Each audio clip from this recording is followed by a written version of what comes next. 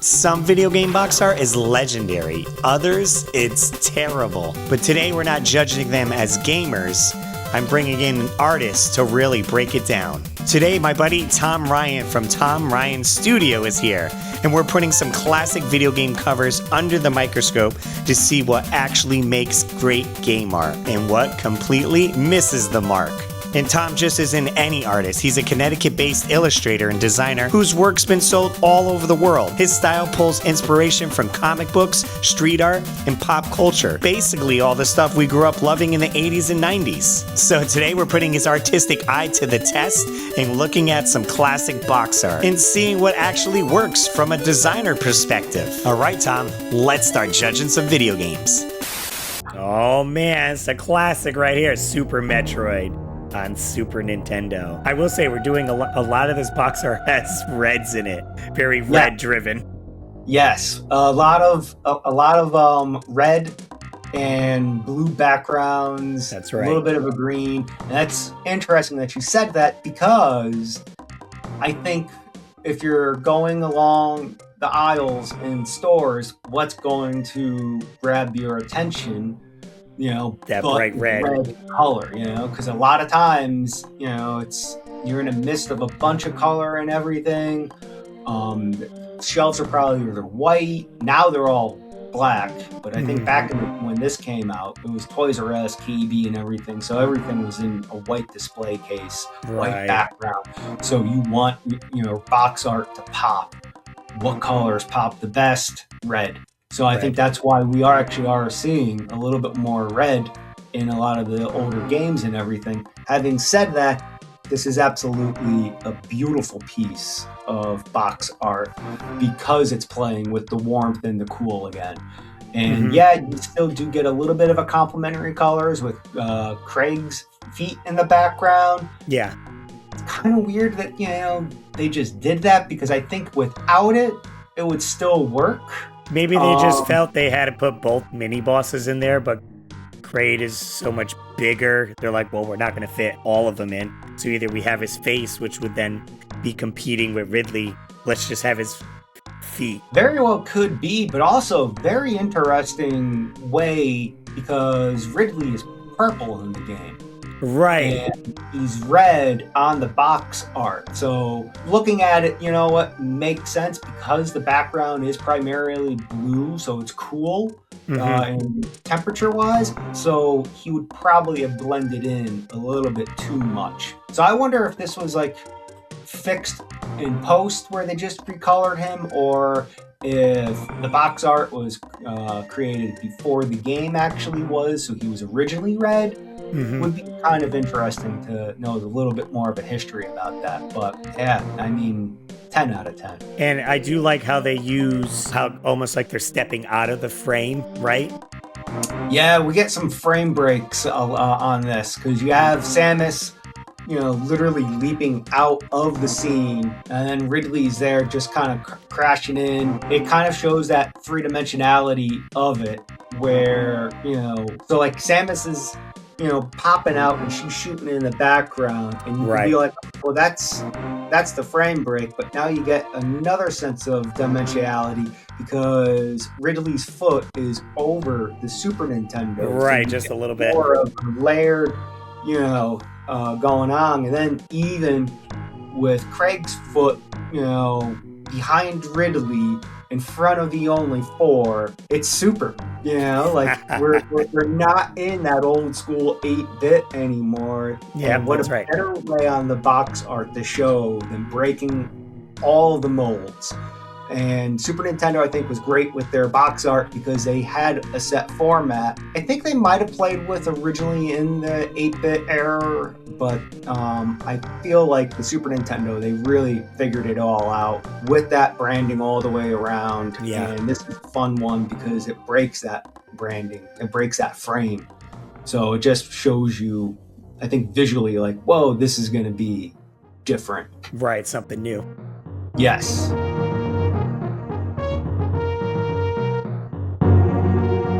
Here we go. We got something a little more simple on NES, Legend of Zelda.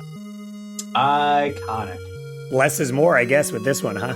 I was just going to say that. This is definitely the sense of a less is more going on. You got the crest, very simple title, a gold, box art, so it's gonna, pop off the shelves. But the gold was inside, Yeah. in more ways than one. Very simple box art, beautifully rendered. Like, you get the chips and the crest and everything, so it's like, okay, whoever this was attached to has seen some stuff. Right, a little bit of that weathering and but again, like, it's just simple. And I think sometimes, you when you're creating a piece, you got to remember KISS. Keep it simple, stupid. Sounds like the band. You never heard that? Keep it simple, stupid. Yeah. I used to work retail, and that was when we were designing end caps and everything. Okay. You didn't want to overcomplicate it. You wanted to keep it simple, so then people can know, that's where it is, and pick it up. And I think that this is a really good example of that, because there's not a whole lot going on. Right. Name of the game, a crest, and then include some maps and strategy to play it. And I think this was probably a game that you're not going to buy based off of the box art. I don't think that's what this is. I think this was a game that you were told about and you went looking for.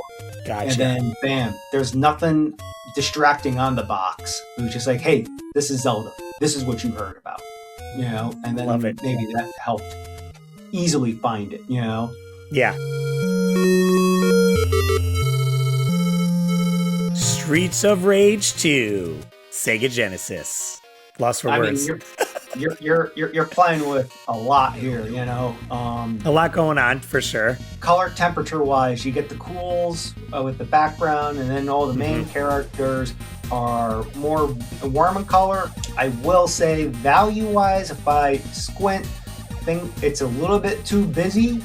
But I mean, it's still a great cover art. Every character is not hyper rendered, but definitely detail rendered. Like, this was definitely a look and style from back in that day, where I think they were probably playing with the beginnings of Photoshop, where maybe they bumped up the saturation too much, which is why maybe we're not getting that separation of values and everything. I'd be very interested to see some of the original art for this and see what that looks like. But I mean, placement wise of the Sega Genesis and the Streets of Rage logo is perfectly positioned with the characters surrounding it, so it's not like you're losing any real detail work or anything. So great cover. I find it funny. I believe the character in back without his shirt is Max. He's the stronger guy, and the guy he hit is like falling. But the way it's positioned, it looks like his legs are on the Max character. Yes, I see that. He's got like skinny legs, but like jacked up. Yeah. You know what? I didn't even see his actual legs. Right, they're hidden behind. You can, like, if you look now, you're like, oh yeah, there's his legs. And that dude is definitely dead, man. He just got, his face elbowed, and then the girl swept him and everything. So it's just like, he's landing on his back and he's not getting up. That's it.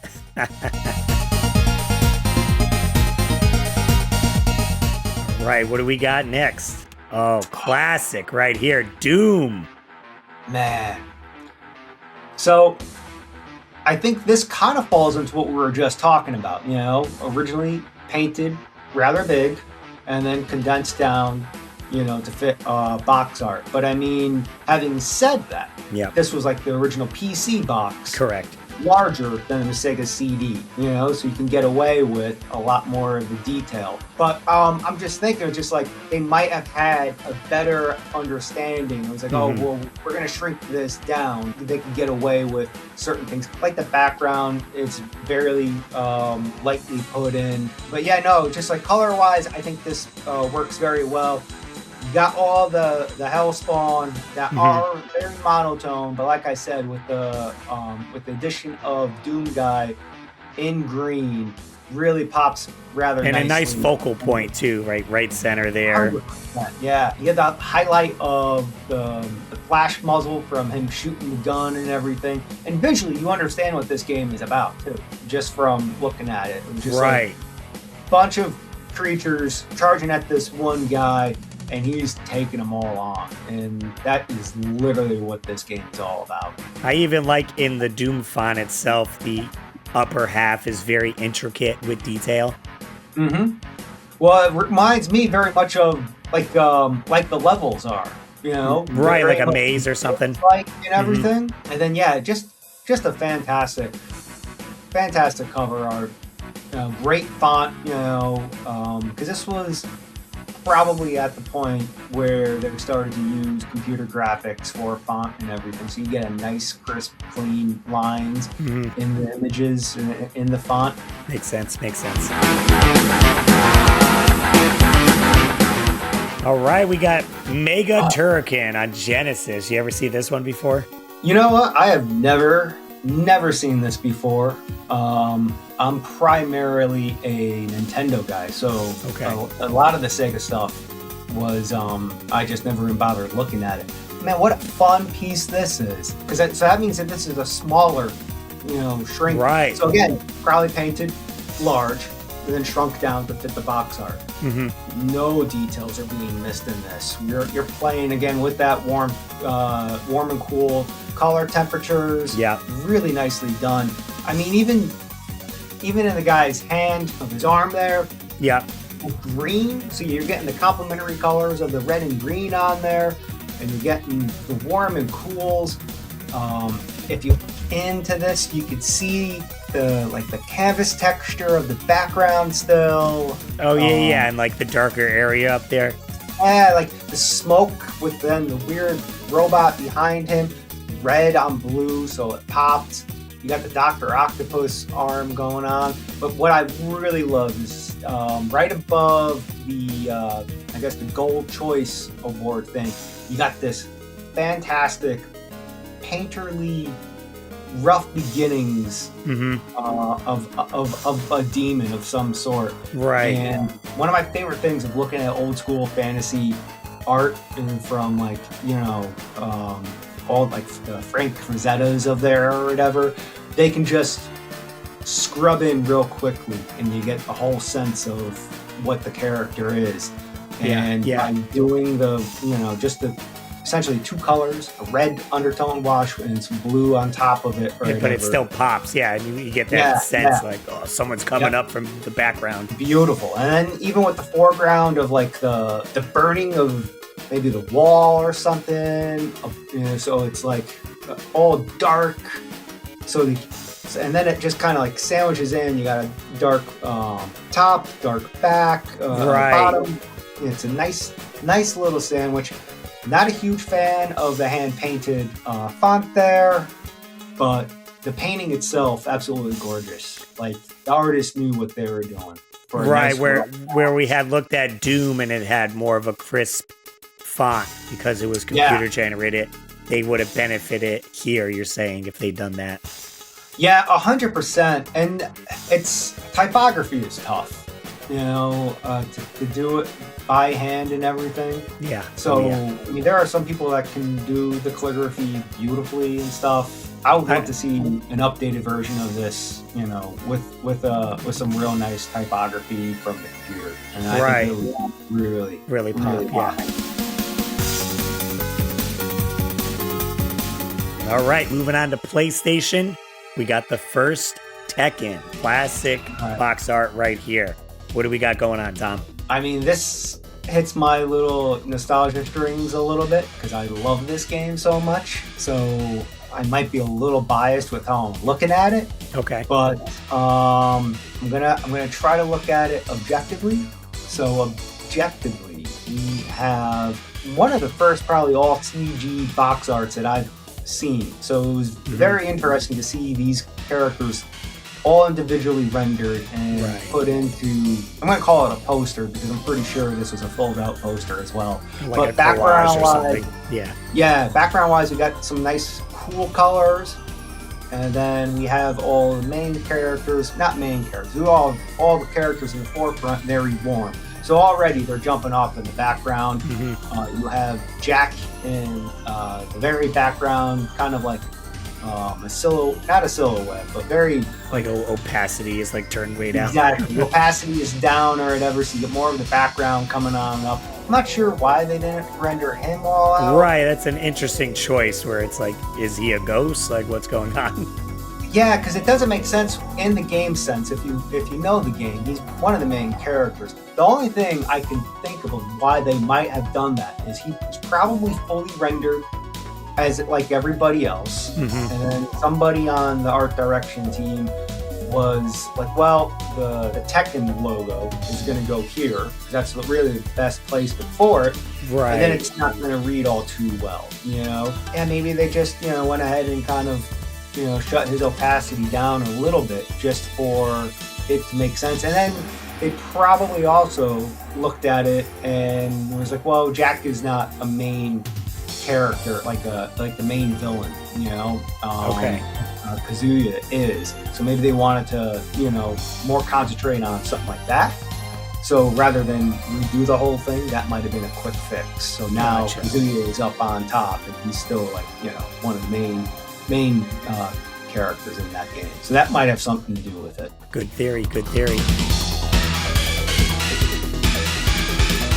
And another classic. We got Chrono Trigger on Super Nintendo. Fantastic art on this one. Fantastic game. I love this game. I think that's why you and I get along, because we have a passion for this game. Yeah, Chrono right there. You got Chrono right there. I have just finished inking 2 pieces for Chrono Trigger. This box art is absolutely gorgeous. You get the hand-painted style. Mm-hmm. I'm going to butcher the guy's name. Akira Toriyama. Akira. Yeah. What is it? Akira Toriyama. Akira Toriyama. Yes. Akira Toriyama, also known for Dragon Ball and Dragon Ball Z. And this is right Dragon about the Warrior. time. Yeah. Yes, Dragon Warrior. So I never played any of the Dragon Warriors, but I was really getting into Dragon Ball Z at the time when this game was coming about, and the style of that, Yes. always appealed to me. So then when I, was walking Toys R Us and saw this really intrigued me. I was like, oh, it's like that, anime that I started watching. Right. I don't recognize any of the character designs in this. Okay, it's gonna just turn into me gushing about the game. Really beautiful hand-painted art. Very watercolor. Okay. Line work is so super clean. You got some nice shading. This is probably one of the rare exceptions for Super Nintendo games, at least that we've seen so far, that the characters aren't, popping coming out of it's all contained in this almost square. Yeah, so that's different, because they definitely probably could have played with it a little bit more. But I mean, this was taken right from one of, I think, the concept pieces that he designed for within the game, within the box. You get a couple maps and a poster, and this is one of the posters. Yeah, this is taken straight from that. And I think Square just knew what they were doing with this piece. They're like, we don't have to do really anything, because I don't for a second believe that this was the original idea for the box art. Someone pointed out, which being also a big Chrono Trigger fan, that Marley doesn't use fire in the game. Yes. And she's using it clearly here in the box. Yes, I do remember that. Luca was the fire. Right, so this maybe was early design user. or something before they solidified who had what magic powers. So because I believe these were like character studies originally, just kind of like, creating the characters, kind of figuring everything out. Yeah. So like, it was probably before the gameplay was really kind of like figured out. So just like she might have within the original notes, was Fire. the fire person, and then maybe they introduced Luca at a later date. I don't know Right. the whole history of it, and then they switched some things around. But man, what a great scene! You got Frog there. You know, he looks like he just got his beat, and you know, Chrono is. Oh, maybe Chrono was leaping off of the frog, playing That's a little true. leapfrog, you know, and Marl doing the combo and everything. No notes. What just absolute beautiful rendition. I would love to see the original of this. Oh yeah, How yeah, like amazing in a would big that be? piece. Yeah. Yeah. Oh, probably all coffee stained and everything, but I don't care. How great would that be? Enough fanboying about Chrono Trigger. All right. 10 out of That's- 10. Absolute it. perfection. Love Love the it. game. Sweet, Tom. Well, hey, thanks for hanging out with me discussing box art. There's so many we did not get to, so possibly we'll have to do a part 2 and have you back on the show. Oh, I'd love to come back, but I think that's based on your likes, right? That's right. You got to make sure to thumbs up the video and leave a comment. What box art did we miss? And we'll try to get to it in another episode. What was I wrong on? Let me know. Yeah, call Tom out in the comments. Be nice. Come on. And if we want to find you, Tom, where can we locate you? You can find me just about everywhere online. Just search for Tom Ryan's Studio, and I'm on Instagram, Facebook, YouTube, TikTok, everything. I'm easy to find. Excellent. Sweet. All right, man. We'll catch you All right, later. thanks for having me, Russ. Later.